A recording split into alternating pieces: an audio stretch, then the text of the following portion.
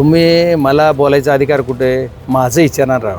तुम्ही माझ्या पक्षाचे विचारा, मी त्याचं उत्तर दे. मी दुसऱ्याच्या पक्षावर कशाला कुणाच्या घरातले किती माणसं जमलेत, किती पाहुणे आलेत, मला हात जोडून विनंती, मला त्यांच्यावर बोलायचा अधिकार नाही. मी बोलणार नाही, मला माफ करा. तुम्ही मला बोलायचा अधिकार कुठे आहे? माझं विचारणार राहा. तुम्ही माझ्या पक्षाचे विचारा, मी त्याचं उत्तर दे. मी दुसऱ्याच्या पक्षावर कशाला कुणाच्या घरातले किती माणसं जमलेत, किती पाहुणे आलेत, मला हात जोडून विनंती, मला त्यांच्यावर बोलायचा अधिकार नाही. मी बोलणार नाही, मला माफ करा. माझं विचारा तुम्ही काय. ऐका ना, तुम्ही सुद्धा बोलताना खंत बोलून दाखवली की मी विरोधी पक्षात आहे, विरोधी पक्षात आहे, खंत बोलून. ऐका ना, तुम्ही जे जोडून प्रश्न विचारता त्याचे सांगतो. ऑपरेशन तुतारी हा जो विषय आहे, तुमचा जी बोलाचा भात, बोलाची कडी कधीच स्वप्न पूर्ण होणार नाही. तुम्हाला तसं वाटतं तसे कधी होणार नाही. 8चे 8 खासदार एक जीव आणि एक संघ आहेत आणि आमच्या नेत्या सुप्रियाता आहेत. ह्याच्यात बदल होणार नाही, नाही नाही नाही नाही नाही.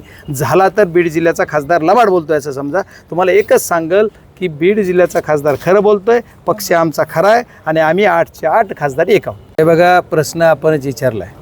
मग तक्रार दाखल झाली नाही, आपणच सांगितले. मग तक्रार दाखल का करून घेतली नाही ते तुम्ही कुणाला विचारलं पाहिजे? तक्रार दाखल करून देणार मी नाही. तक्रार करून एस पी साहेबांना विचार का करून घेतली नाही. आणि मी तुमच्या माध्यमातून त्यांना विनंती करतो की त्या महिलेची तक्रार दाखल करून घ्या ना. खरं आहे तर, नाही तर त्यांना काय तपास करून करतील दाखल. माझा पोलीस यंत्रणेवर पूर्ण भरोसा आहे, शासनावर सुद्धा आहे. या प्रकरणात शासनावर सुद्धा माझा भरोसा आहे. शासनसुद्धा खऱ्याचीच बाजू घेत आहे. मुख्यमंत्री असतील, उपमुख्यमंत्री असतील, दोन्हीही जिम्मेदारीनं सांगतोय, पर्टिक्युलरली सांगतो, दोन्ही उपमुख्यमंत्री महाराष्ट्राचे मुख्यमंत्री म्हणजे गृहमंत्री तेच असल्यामुळं. आणि एवढंच नाही तर मग या बीड जिल्ह्याचे पोलीस अधीक्षक, त्यांची सगळे DYSP, SIT सगळ्यावर माझा भरोसा आहे आणि आमच्या पक्षाचा सुद्धा प्रचंड भरोसा यांच्यावर या माझ्या प्रकरणात. त्याच्यामुळे मला काही कुठं काही वाटत नाही. 2 दिवसापूर्वी मुख्यमंत्र्यांनी त्याची भेट घेणं हे रेल्वेचंच काम होतं. मला खरं खरं सांगायचं, मुख्यमंत्र्यांनीच उलट मला सांगितलं काय बोलायचं ती. पण मला या प्रकरणात फक्त रेल्वे आणि आणखी एक प्रोजेक्ट आहे माझ्या जिल्ह्यासाठी. मला पाणी एक आणायचं आहे. माझं खूप अपेक्षा वेगळं येतो. मला 7 कर्मधर्म संविधान नसतं की एखादं वनवासात पडलेलं, तसं मी विरोधी पक्षात वनवासात असू देत, मला काय नाही. पण माझं तेवढी चांगली माझी धमक आहे, तेवढी विनंती करायची. 100% काहीतरी मला मिळते. माझे 2 प्रोजेक्ट मला करायचे, धाराशिव संभाजीनगर आणि दुसरा पाणी बीड जिल्ह्याला. हे 2 गोष्टी आणण्यासाठी मी धडपडतो आहे. आणि मुख्यमंत्री पॉझिटिव्ह आहेत. या आपल्या उपमुख्यमंत्री पालकमंत्री असल्यामुळे त्या पण आहेत. शिंदेसाहेब पण पॉझिटिव्ह आहेत. माझ्या या प्रपोजलला तिन्ही पक्षाचे नेते महाराष्ट्रातले पॉझिटिव्ह आहेत. त्याच्यामुळं माझा पक्ष माझ्या मागे ठाम आहे. नाही, ही अतिशय दुर्दैवी घटना आहे. आमच्या जिल्ह्याचा एक तरुण जी म्यानमार या तुमच्या थायलंडच्या कुठंतरी जंगलात अडकलेला आहे. तो दररोज बोलत होता. त्याच्या वडिलांशी माझं आता बोलणं झालेलं. आपल्या एका बांधवानेच मला वाहिनीचं बोलणं करून दिलं. मला त्यांच्याशी भेटायला पण जायचं आहे, त्यांना बोलायचं आहे पण. आणि त्याला सोडवण्यासाठी मला आता दिल्लीला जावं लागलं तरी मी उद्या सकाळी निघणार आहे. पण ते काहीही करून त्या तरुणाला सुखरूप आणणं बीड जिल्ह्याचा लोकप्रतिनिधी माझी जबाबदारी आहे आणि ही मी पार पाडणार. सरकार शासनात दरबारी पण मी बोलतो आहे आणि काही जी बोललो आहे त्याच्यानंतर आणखी पुढचं काय करता येते पाऊल उचलावं लागतं. जेवढे काही ॲक्शन्स घ्यायच्यात तेवढे मी शासनाला घ्यायला लावणार आहे. शासन घेणारही. उद्याच्याला सुप्रियाताई स्वतः दिल्लीला जात आहेत. मी ताईंशी आज रात्री डिटेल्स बोलणार आहे आणि त्यांचे जेवढं होईल तेवढं ती सांगतील. आणि त्याच्यानंतर जर कमी जास्त झालं तर मी स्वतःही प्रतिनिधी म्हणून ते आल्या तर मी परवाच्याला किंवा उद्याच दिल्लीला जाईल. नाही, बीड जिल्ह्याचा खासदार म्हणून माझ्या ज्या जबाबदारी आहेत ती निष्ठेनं पार पाडायचा प्रामाणिक प्रयत्न करतो आहे. रेल्वे संदर्भात काही विषय होते, रेल्वेचे छोटे छोटे विषय जे काय मी 2 वर्षात सूचना केल्या तेवढे 99% कंप्लीट करून द्यायचा प्रश्न मार्गी लावलेला आहे. आता फक्त 2 विषय माझ्या दृष्टीनं, एका ठिकाणचं ते तुमची ढोले वस्तीचा आरोपी पाहिजे ती एक राहिला आणि ते बार्शी नाका रेल्वे स्टेशन. तर बार्शी नाका रेल्वे स्टेशन जे आहे ते यांच्या अंडर येत नाही. तुझा प्रस्ताव पाठवून मी तिथून बोर्डातून करून घेणार आहे. आरोपीचा विषय पण मार्गी लागेल आणि त्याला एक ओव्हरब्रिज आहे. याच्यानंतर रेल्वे जे आहे विषय आहे इंटरलॉकिंग. आता जवळपास आमचं आष्टीच्या पुढं आलं आहे, म्हणजे आष्टीच्या पुढं झालं आहे. आता बीडपर्यंत आपल्याला 1 महिन्यामध्ये इंटरलॉकिंग होईल, म्हणजे फास्ट रेल्वे जायला मोकळे झालो. आणि याच्यानंतर वडवणीपर्यंत एकदम क्लिअर झालेलं आहे सगळं. त्याच्यानंतर पुढं जी आहे ती शिरसाळ्यापर्यंत काम बरेच झालेलं आहे. त्याच्यात फक्त 2 गावाचं थोडं डिस्प्युटेड होतं विनाकारण. काही थोडे शेतकऱ्यांच्या मागण्या असतील किंवा काय थोडंफार असेल ती 2 गावाचा डिस्प्युटेड मिटेल. आणि त्याच्यानंतर परळी पुढं शिरसाळा टू परळी, शिरसाळ्याची परळीमध्ये 4 गावाचा थोडे काही 1-2 शेतकऱ्याचे डिस्प्यूट आहे. कुणाचं नाव बदललं आहे, ज्याचा ॲक्वायर झाला आहे तो सर्वे नंबर वेगळ्या माणसाचा आहे, वेगळ्याच माणसाच्या नावानं झालं आहे. असे थोडे छोटे विषय आहेत. आणि पुन्हा ही जी आहे ती दक्षिण रेल्वेला एक त्यांचं डिपार्टमेंट तिकडून परळीला दक्षिण रेल्वे आहे, त्याच्यामुळे तिथला त्यांचा कनेक्टिव्हिटी त्यांनी करून देणं परळी आणि जलालपूरमध्ये ती पण बऱ्यापैकी संपवलं आहे. त्यांना 1-2 महिने लागतील. नियर अबाउट 2 months मॅक्झिमम सगळं कंप्लिटेड होईल अशी अपेक्षा करू नाही, होणारच आहे असं मला वाटतं. त्यांनी जे आज कमिटमेंट दिल्या ती तशाच दिलेल्या आहेत. मला हे 2 महिन्यात आम्हाला कलेक्टर साहेब आणि आम्ही सगळेजण मिळून CM साहेबालाही बोलणार आहोत आणि येणाऱ्या काळामध्ये आमचे रेल्वे मंत्री असतील किंवा केंद्र शासनाचे जी कोणी असेल त्यांना सगळ्यांना बोलून लवकरात लवकर मराठवाडा मुक्तीसंग्रामाचा 2रं वर्ष, पहिल्या वर्षी बीडपर्यंत आणि याच्यानंतर पुढचा येणारं ही जी वर्ष आहे या वर्षाला 1 वर्षाच्या आत परळीपर्यंत जी न्यायचं आमचं उद्दिष्ट होतं ती पूर्ण होईल अशी अपेक्षा करू. आता त्याला तुमची सर्वांची च्या माध्यमातून शेतकरी ह्यांची साथ लागेल. थोडी कुठं अडचण आली तर सांगता येत नाही, पण 99% आम्ही त्याचं परळीपर्यंतची लाईन कंप्लीट करून ते रेल्वे परळीपासून 17 सप्टेंबरला कसे धावेल याच्या प्रयत्नात आहोत. त्याच्यात काय मायनर वर्क राहील ते 1-2 महिने पुढं चालेल, पण आता इंटरलॉकिंग झाल्याच्यानंतर तुम्ही इंटरेस्टची गाडी बीडपासून पुण्यापर्यंत हडपसरला ते आता झालेलं चालू आहे स्टेशन, त्याच्यामुळे तिथपर्यंत चालू होईल. जरी परळीला पुढं मागं उशीर झाला तरी त्याच मुहूर्तावर 17 सप्टेंबरला बीडहून गाडी चालू होती का, जी की इंटरसिटी म्हणजे जी आता आपल्याला डुगुडुगु 5-7 तास लागतात त्याच्याऐवजी इथून सकाळी पहाटे गेली 10 वाजता पुण्यात कशी पोहोचल अशा पद्धतीचं नियोजन आम्ही करतो आहे. आणि मी बोर्डाला मागणी करणार आहे, बोर्डातून रेल्वे बोर्डातून ह्या 2 गोष्टी, जी गाडी परळीहून निघेल परळी टू मुंबई ही एक गाडी असेल, तिकडून मुंबईहून त्याच रात्री संध्याकाळी 10-11 वाजता काय असेल ती अशी एक गाडी, आणि दुसरी सकाळी पहाटे 5 इथून निघेल अशी ती गाडी तिथं जाईल आणि पहाटे 5ला निघून तिथून संध्याकाळी 5ला निघून आपल्या इथे बीडला येईल. अशा पद्धतीचं नियोजन म्हणजे टाईम मागं पुढं असेल, पण एक इंटरसी पुन्हा बीड टू पुणे आणि पुणे टू बीड आणि दुसरी परळी टू मुंबई आणि मुंबई टू अशा 2 गाड्या कशा चालू होत्या बीडला याच्यासाठीचा प्रयत्न करतो आहे. बोर्डामधून येणाऱ्या सेशनमध्ये 1 महिनाभर मी दिल्लीतच असणार आहे, महिना 1.5 महिना काय असेल तेवढ्यात हे करून आणि हा एक विषय होता.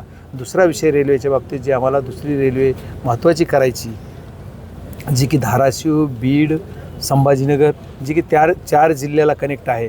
तुमचं पहिला जिल्हा येईल धाराशिव, दुसरा येईल बीड, तिसरा येईल जालना आणि छत्रपतीनगर. त्याच्यामध्ये तालुके येतात कळंब, केज, बीड, गेवराई, अंबड आणि पैठण, धाराशिव संभाजीनगर. तर असे हे 8 तालुके आणि 4 जिल्ह्याला जोडणारा जो हा मार्ग आहे, ह्या मार्गाचे त्यांनी ऑप्शन घेतलेले आहेत. 4 ऑप्शन 3 ऑप्शन काहीतरी इकडून तिकडून, त्याच्यातलं एक ऑप्शन काय जी अलॉटमेंट फायनल होईल ती होईल, आज त्याच्यावर काही मला सांगता यायचं नाही, पण ते 4 होतील जवळपास फायनल. जी नियरेस्ट केलं आहे, काही ठिकाणी काही सजेशन केलं ते मी मागच्या वेळेस की हे असं नाही असं करा, असं नाही असं करा, त्याच्याप्रमाणे रिवाईज प्रपोजल घेऊन त्याच्याप्रमाणे ते जी काय फिजिबल होईल अशा पद्धतीने ते करतात. पण तो जी मॅटर खरा जर विचार केला तर राजकीयदृष्ट्या बोलायचं झालं तर हा पॉलिसी मॅटरचा भाग आहे. याला स्टेट गव्हर्नमेंट म्हणजे त्याचा ROV जे असतो तो मायनस जातो आहे, तर ते प्लस होण्यासाठी त्याला 50-50% केंद्र शासन आणि राज्य शासन अशा धर्तीवर जर केलं तर ती बसल अशा पद्धतीचं आहे. राज्य शासनाला मी अजितदादा असताना तशी विनंती केलेली, DPCचा ठराव घेतलेला. आता बदललेली सिच्युएशन, बदललेल्या परिस्थितीमध्ये अर्धमंत्री आणि मुख्यमंत्री साहेब आहेत, मुख्यमंत्री साहेबांनी पण मला शब्द तसा दिलेला. त्याची बैठक पण आम्हाला पुढच्या काही दिवसात लावायची आणि मला वाटतं की 101% त्याचा तुम्ही काय अर्थ लावायचा मला माहीत नाही, पण 100% मुख्यमंत्री याला पॉझिटिव्ह आहेत आणि हे होणारच. त्याच्यामुळे या सर्व गोष्टी 100% आपल्याला हा मार्ग व्हायचा मार्ग मोकळा होईल, जेणेकरून लाख किंमत मोजावी लागली तरी हा मार्ग आम्हाला करायचा आहे आणि आम्ही ते करू. हे बघा ऐका सोडलेला आहे. मला तुमचे सर्व प्रश्न मान्य आहेत. बीड जिल्ह्यातली जी रेल्वे लाईन झाली त्याच्यासाठी घाटसावळी एक विषय नाही, बरेच काही गावं आहेत की तिथं शेतकऱ्यांची मागणी आहे. शेतकऱ्यांची मागणी आहे ती रास्त असू शकते, पण त्याच्यामध्ये काही गोष्टी अडचणीच्या आहेत, तर ती माझ्याकडे जसे जसे निवेदन येते तसं मी शॉर्ट आऊट करायचा प्रयत्न करतो आहे आणि शॉर्ट आऊट करून त्याला 100% मी मार्गी लावेल. माझ्या शेतकऱ्यांना कुठंही अन्याय होऊ देणार नाही. रेल्वेच्या बाबतीत कुठल्याही एका सिंगल शेतकऱ्यावर सिंगल तक्रारसुद्धा त्याच्या पेंडिंग ठेवणार नाही. 2 वर्षात जेवढ्या तक्रारी आल्या त्याच्यातल्या 99% तक्रारी कुठं कुठं ओव्हरब्रिज पाहिजे, कुठं ROB पाहिजे, या सर्व गोष्टी. कुठं कुणाची जमीन अधिग्रहण झाली पण पैसे मिळाले नाहीत, कुणाची कुठं विहीर गेली, कुणाची पाईपलाईन लागली नाही, ह्यासुद्धा सर्व 100% प्रामाणिकतेनं कुणाचा चहासुद्धा न पिता चहा पाजून कंप्लीट केलेले आहेत, ही सुद्धा नोटेड असू द्या. त्याच्यामुळे ही माझी जबाबदारी आहे. बीड जिल्ह्यातल्या जनतेनं मला खासदार केलं आहे आणि खासदारकीच्या विषय कार्यकाळामध्ये हा जिम्मेदारी माझी ती मी पार पाडणार, त्याच्यात कुठलीही शंका बाळगू नका. एवढंच नाही, आज तुमचं रेल्वेचे विषय झाले, पण मला MSCBचे सुद्धा केंद्राचा एवढा मोठा निधी आहे आणि MSCBची जी समिती आहे त्या समितीचा सुद्धा अध्यक्ष खासदार म्हणून मी आहे आणि त्याच्यामुळे त्याची सुद्धा बैठक मी घेतली. त्याच्यातले सुद्धा बरेच विषय आहेत की जी ADP अंतर्गत माझ्या केंद्राचा निधी आहे, तर या केंद्राच्या निधीवर एवढा हजारो करोडचा निधी आहे, त्याच्या योजना सगळ्या. आता इथं कसं होतं आहे, सगळं मिसळून होतं की ही आता नॅशनल हायवेचा फंड आमचा आहे केंद्राचा, पण कार्यान्वित जी यंत्रणा आहे किंवा यंत्रणा जी आहे ती स्टेट गव्हर्नमेंटची, त्याच्यामुळे त्यांच्यावर कंट्रोल स्टेटचं येते, पैसा आमचा, सगळं आमचं. मग खासदाराला काही विचारायचं ना, असं कधी कधी होतं आहे. तसं इथं MSCBत व्हायचं. ते मी त्यांना सांगितलं की बाबा पैसा आमचा आहे, केंद्राचा प्रतिनिधी, जरा लोकांना कळू द्या ना की खासदाराचं आहे म्हणून काय, तसं करतील ती. आणि मला ऐका ना, सगळं होईल त्याच्यानंतर पुढचं त्याच्यानंतर पुढचे विषय आहेत आणखी. ह्या सगळ्या गोष्टी करत करत आणखी ही आपल्या इकडे जी पवनचक्क्या आहेत, ह्या पवनचक्क्यावर तर बरंच काय बीड जिल्ह्यातलं चाललेलं. ह्या पवनचक्की सर्व कंपनीची सुद्धा बैठक बोलवली. त्यांना सांगितलं की आमच्या जिल्ह्यामध्ये जी काही बॅकलॉग आहे त्याचे कुठल्या विकास निधीच्या माध्यमातून कुठून करून तुम्ही आम्हाला सगळं सपोर्ट करा, आमच्या जिल्ह्याचा विकास करा. आमच्या जिल्ह्यातून तुम्ही पैसे कमवताय, तुम्ही कमवा, पण आमच्या जिल्ह्याला सुद्धा काही ना काही विकासासाठी काय मदत करता येते ती करा. आणि तुम्हाला काय अडचण आहे ते आम्हाला सांगा. तुम्ही गुंड पाळू नका, तुम्ही सर्वसाधारण लोकांकडून कामं करा. ही एक विषय त्यांना सांगितला. या सर्व बाजूतून या 3 विषय बैठकीच्या बैठक होत्या. आणि एक चौथी जी होती ती माझ्या खासदार निधीच्या संदर्भात होती. मागल्या 15-20 वर्षापासून लोकांनी खासदार फंड पेंडिंग घातात, असं खर्चच नाही आणि तसंच चालू आहे. कॅरी फॉरवर्ड कुठंतरी जरा त्याला लॉक करायला पाहिजे. आणि मला खासदार म्हणून माझी जबाबदारी होती. तर मागं काय झालं याच्यावर मला बोलायचं नाही, जरा लॉक करून ती जरा पुढं कॅरी फॉरवर्ड करायचं नाही. मी निधी कॅरी फॉरवर्ड केला, कामं थांबवले जी चुकीचे असतील, जी काय असतील ते. हा गोष्टी आता बोलताना सुद्धा मग लगेच आणखी, पण मी जी परिस्थिती ती केली. आता तुमचा जी प्रश्न आणखी तुम्ही उपप्रश्न विचारतात, मी तुम्हाला जिम्मेदारीने सांगतो, याच प्रश्नाच्या उत्तरावर तुम्ही ह्या बाबतीत थांबावं असं मला वाटतं की तुम्ही जी, मी तसं आदेश देत नाही, याच बाबतीत तुम्ही जे प्रश्न रेल्वेच्या बाबतीत विचारता, कुठला बी चिल्लर असतो, एकाला 5 लाख मिळाले, ते एका 3 लाख मिळाले, ते एकाचं झाड लागलं नाही, काय जे असेल ते नियमाप्रमाणे जे बी लोकांची मागणी असेल, जी खरी असेल ती 100% करून देणार. हे तुम्हाला दावे जे सांगतो. लोकप्रतिनिधी आणि खासदार म्हणून ती योजना केंद्राच्या अधिकाऱ्याच्या थ्रू आणि केंद्राच्या पैशाच्या थ्रू होती, म्हणून तुम्हाला जिम्मेदारीने शब्द देतो की मी ते कंप्लीट करूनच देणार. कुठल्याही माझ्या मायबाप शेतकऱ्यावर अन्याय होणार नाही, होऊ देणार नाही. झाला काय लाग भानगडी झाल्या तरी त्याचे समाधानच होईल, त्याला पैसेच मिळतील, निश्चित समाधान नाही, त्याला पैसे फक्त माझ्या टाकतोवर त्याचं निवेदन आलं पाहिजे. नाही तर मला तरी कसं कळलं कुणाची जास्त जमीन घेतली, कमीचं अधिग्रहण झाली, कुणाचं झाड आंब्याचं होतं, कुणाचं वडाचं लागलं असेल, कुणाचं 1चे 2 असतील तिथं 1 लागलं असेल, जे काय असेल शेतकऱ्याला 2 रुपये जास्त मिळाले का आमच्या बापाचं जात नाही आणि मिळाले पाहिजे.